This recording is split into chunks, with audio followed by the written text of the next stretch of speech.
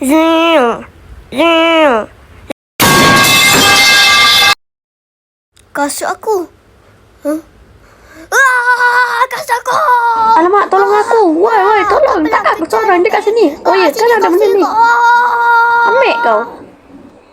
Nak lawan aku kan? Si. Mampus kau. Terbaik. Nasib baik aku kental. Aku kejar budak tu. Mereka buka. Woi, punya apa?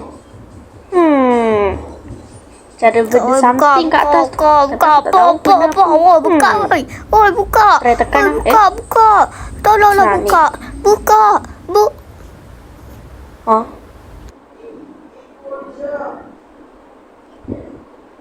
Lalu Stop. Apa yang aku makan tadi? Mampus ah. Mana kau? apa benda kat sini ni? Kena cek benda ni. Sekejap aku fikir dulu. Apa ni? Dari tadi tak ada benda apa-apa. Hello. Diam kau. Hah? Apa tu? Jom pergi. Aduh.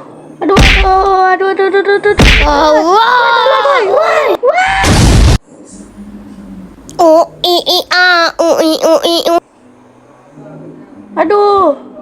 Siapa wede? Cihui, aku dapat benda. Yes, sebab kau.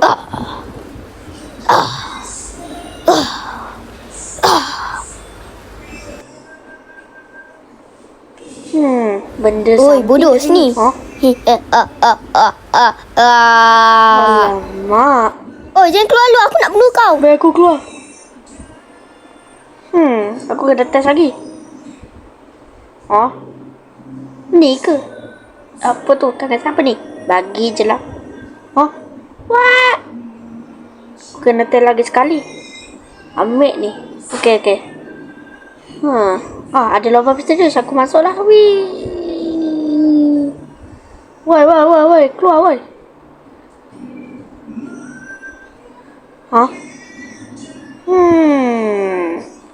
Ni macam agak lain je. Aku tahu. Siapa yang kacau aku tidur? Aku dah berdoa. Hai kawan. Dah lah. Buka. Tu. Buka. Apa ni? Dia diam tak? Aku rasa senyap. Apa benda tu? Cakap lain je. Alamak. Hai, senyap dah kau ni. Salah aku ke? La. Tit. Apa nama kau?